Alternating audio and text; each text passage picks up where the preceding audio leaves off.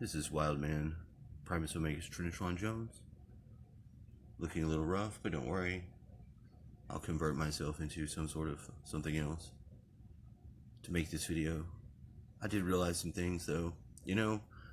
I've been where I am for like 6 years, and I've never really been able to root into a location. And the place for me is a really good one to be, but I was not the right-brained person that I am now. I reverted more to like my original thinking. I really went back to my roots, sort of a pre manipulated and programming prior to my career time, which I had a full career, and I've been able to be here working, doing stuff from here at the house to assist my dad for a while. And I just easily get triggered because there's a part of me that feels like I have to go out there and dominate the world in the same way. And I have to stay spiritually fit to overcome that tendency before it's time. There will come a time for that, but that time is not now. I still have work to do here.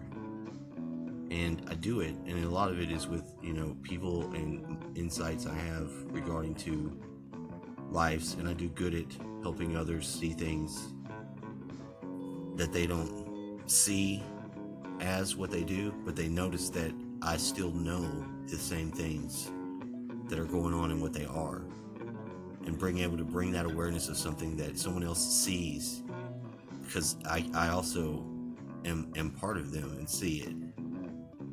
It's very useful in a place like where I'm at.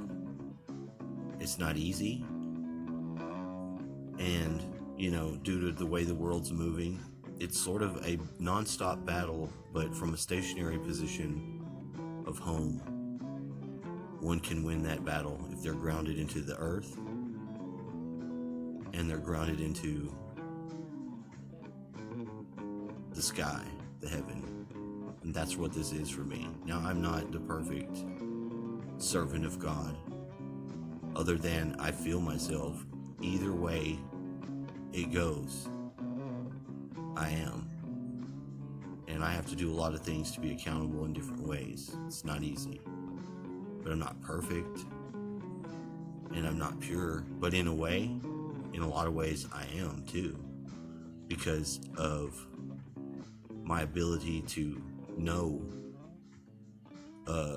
the things where I am carnal, and then come back with the spiritual things to balance that out. Because there's nothing wrong with having your own nature. Your natural man has natural things, so there's things that you'll deal with. You don't have to be a celibate person, but you need to honor the relationships you have. You need to be a friend. You need to be able to do that. So you need to be able to have enough respect for yourself to be able to respect someone else and be their friend. And sometimes you want to be more than friends with somebody, and sometimes you want to be more than friends for the more than friends that you need for both of them without capturing them in one of these relationships. I feel like I've grown out of that because I don't see any humans that haven't been but fucked by trying to hedge this wall around their union and then see what the world does. But I think there's something very sacred and special about a man and a woman's interactions. It brings us children, it brings us life. But I do know that the Egyptians had 5 other ways of expressing that sexual fusion in a goal sort of way, where you were actually still creating something other than the child life. I find that incredibly worthwhile in examining, because as I have the flesh in me, so I have the imagined realm and I have myself. I don't have another person of relationship, but I have the ideal and the interaction with the non-physical realm of womankind as a whole.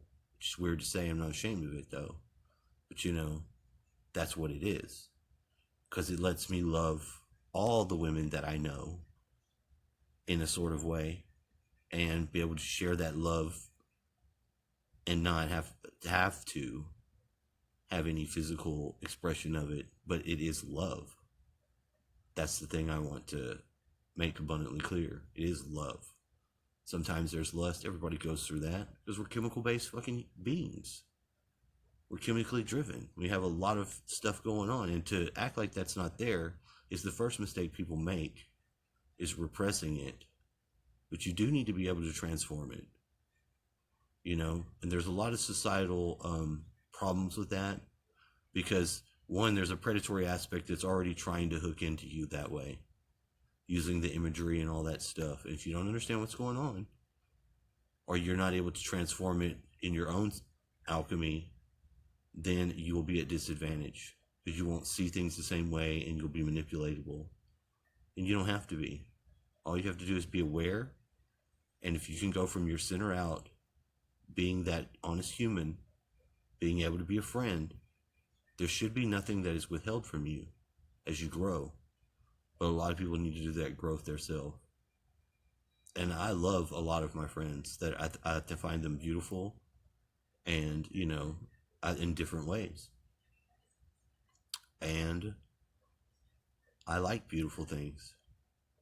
It motivates me to want to be more together, and it brings that activities about in me when I see them, and I get excited, and it makes me happy, which is a pure form of, you know, go to the bar, or, you know, lust. So to think that, you know, I'm just such a subject of lust is an error on anyone's part. It'd be a light judgment and a light examination of the fullness of me.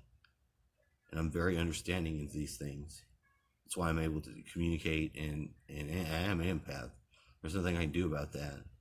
I feel other people's stuff. It's very difficult for me to be around people when I feel their emotions. It took a long time to realize that sometimes the emotions I was feeling were not my own. In fact, the first time I had realized this was something I was occurring was a very strange but awakening sort of thing. But I think we need our empaths. So I'm going to try to be the best help I can to the society in which I live, which I have hopes for, and I believe in. I believe in at least serving in that manner. And so I do. But that's all I wanted to say, because I think it's important to let people know who I am and where I'm basically coming from and have been. So there you go.